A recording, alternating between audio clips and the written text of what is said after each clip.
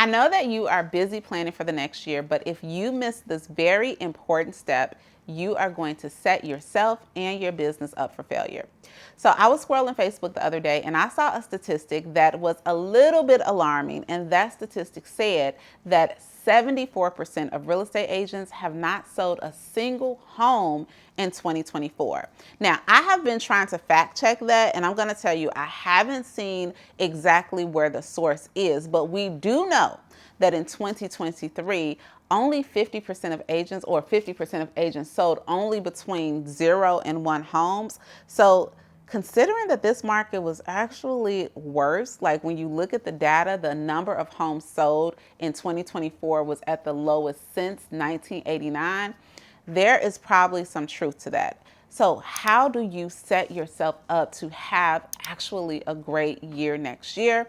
And this is what we are going to talk about today.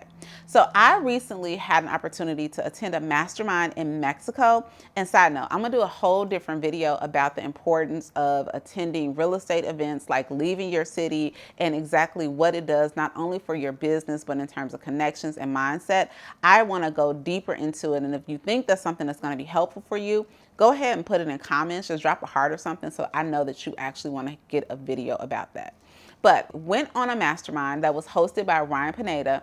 And if you don't know Ryan, just Google him later because he is an amazing real estate mogul investor out of Las Vegas. And he said something that was so pivotal that I had to share with you.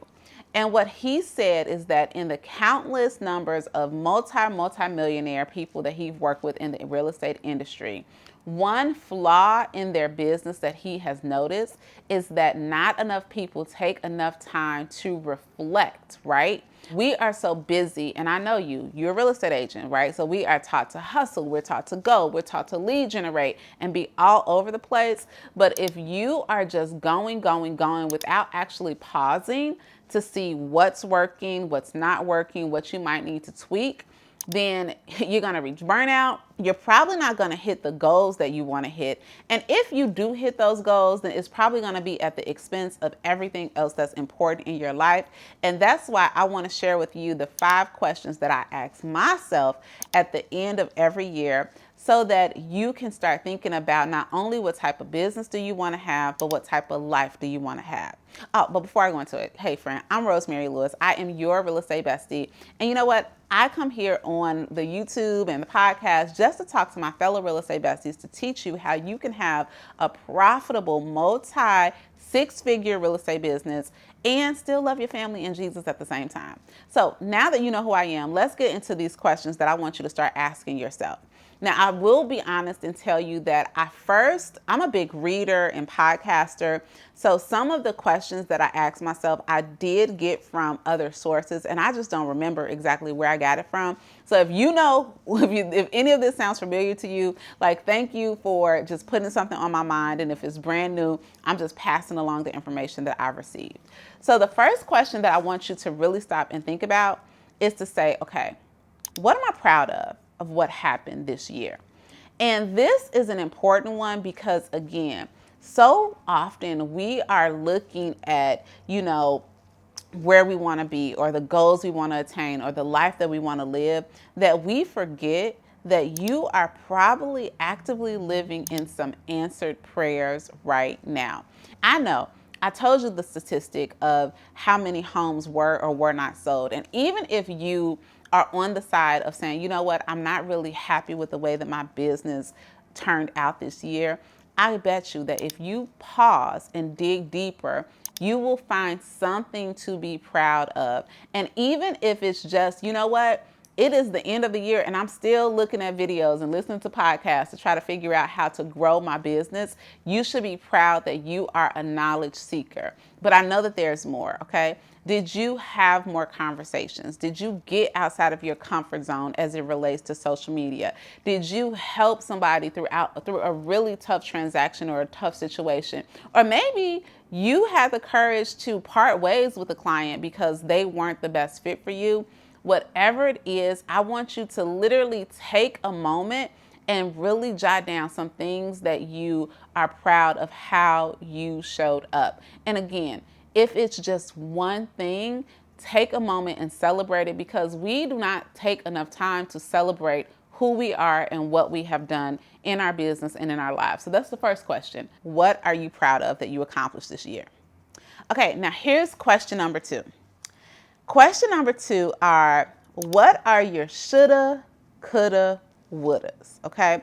And these are the things that, you're saying, man, I wish I would have done X. I wish I would have done Y. And I'll give you a couple of them for me. This time last year, because I'm going to be very transparent, when I was going through this activity and I was just thinking about how business had grown, I was making a whole lot of money and I did not have a bookkeeper yet. I was thinking that, I was doing a great job with my little QuickBook app and just trying to figure it out all on my own.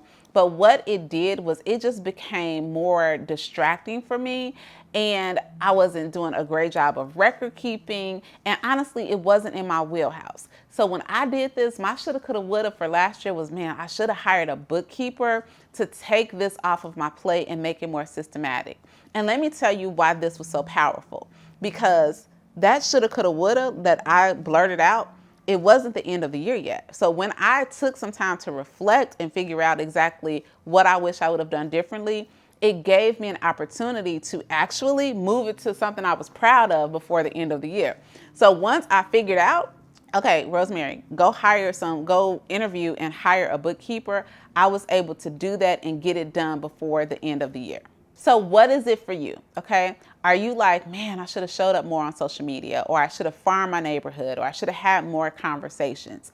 Don't feel bad about yourself. That's the first thing I want to say. This is not an activity to make you feel less than, but it is to bring awareness of the areas where you would have shown up differently. And then I want you to circle them, right? How many days do we have left in the new year? Can you, even if you can't accomplish the goal fully, can you take action in the direction of where you wish you could have gone? So identify, what are the shoulda, coulda, wouldas in your life? Now, here is question number 3 I want you to ask yourself. I want you to pretend that it is December 31st of next year. And I want you to think to yourself, okay, what is something that I want to be super duper proud of next year?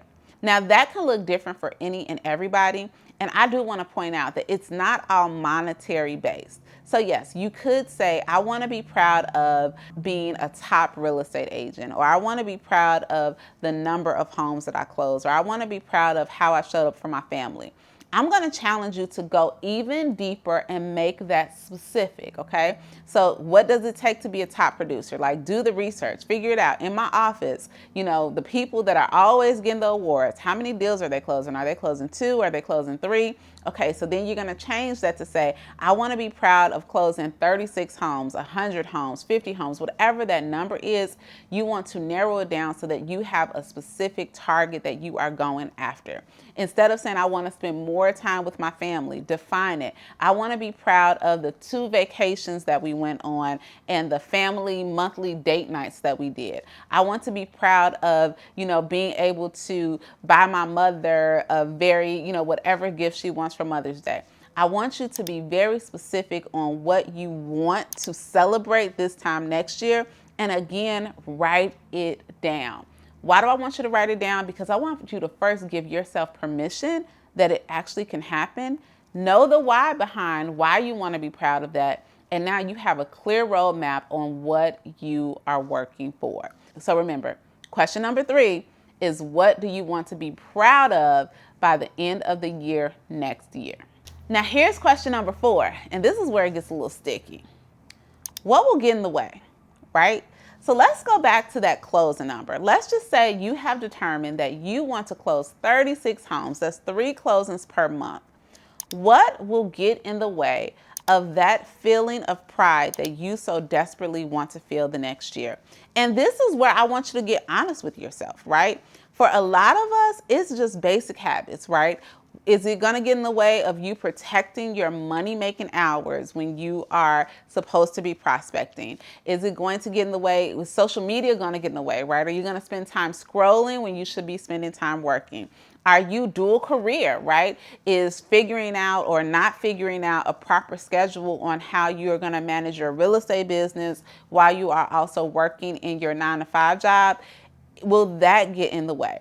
I want you to identify ahead of time what the potential roadblocks are going to be, because when you do that, then you actually are giving yourself the power to come up with a plan so that when these challenges come up, you have a plan around it. Now, this is so like unrelated, but completely related. I've shared here before on the podcast that I gave up drinking last year, right?